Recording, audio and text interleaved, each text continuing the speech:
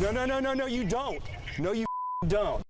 Tonight, this confrontation between Better Call Harry and an unlicensed contractor gaining new attention. That situation caught on camera after a Johns Creek homeowner claimed he was scammed out of $16,000. The contractor allegedly took more than $16,000 from the man after barely starting construction. And tonight, Harry is learning he may not be the only victim.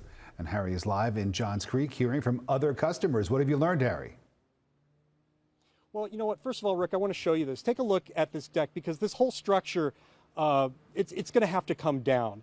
But since the story ran last week, we've heard from 2 other customers who say they hired this contractor and they paid him thousands of dollars and they did it for a fraction of the work. I'm not sure what he's got going on with who or whatever. Billy Cox is an unlicensed contractor who has yet to give us an explanation about what he did with his client's $16,500 cash payment. You have $16,000 of this man's money. He brought me out to show me when he did it and said that this is even better than code. Joe Segro gave Mr. Cox the money to buy materials for a very large deck with a covered porch. But for $16,500, this is all he got. A small pile of lumber and 2 days' work for a deck that didn't have a permit. He put the beam over rotting wood, screwed it in, and then said he was going to fix it. He said he was going to fix it before the wood was even up. Joe filed a police report, and then he found out he's not alone.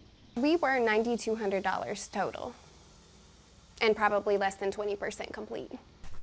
Constance Eberhardt and her husband are renovating and expanding their grandparents' home for their family. Probably about right here is old house, and this is all new house. Through a recommendation, she hired Cox to do flooring, exterior work in the carport, and a shower in the master bath. This is the shower that She says at first, Cox's crew worked hard, so when he asked for more money, she paid. definitely threw up a red flag there, but thought, you know, they hit it hard, they're making great progress. We'll trust him. But her trust didn't pay off. She says the project went from 1 crew to 1 worker, and eventually no one at all. $9,200 for a fraction of the work. Constance filed a police report, but an officer deemed it a civil matter. It's criminal activity. If you rob someone on the street, you're going to jail. But if you rob someone at their home and you take money for services that you did not render and drive more than 2 nails in a wall, it's a civil matter. She is frustrated because at this point, it is a civil matter. And it's the same situation for customer number 3. How much did you pay him?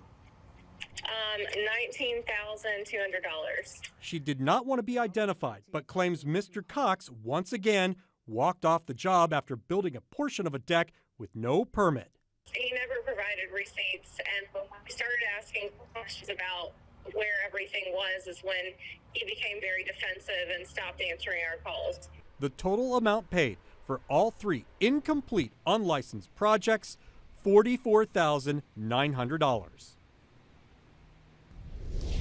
What you see here is what was a footing, which is supposed to be much deeper than this. It was flipped over with a shovel, and you can see there's a drainage pipe beneath it. And what experts tell us is that when unlicensed contractors do this kind of work, you run the risk of this entire structure pulling away from the house and somebody being injured or killed. The good news is the people who built the deck for the neighbor offered to come and build a similar deck, maybe a little bit smaller, at a discounted rate.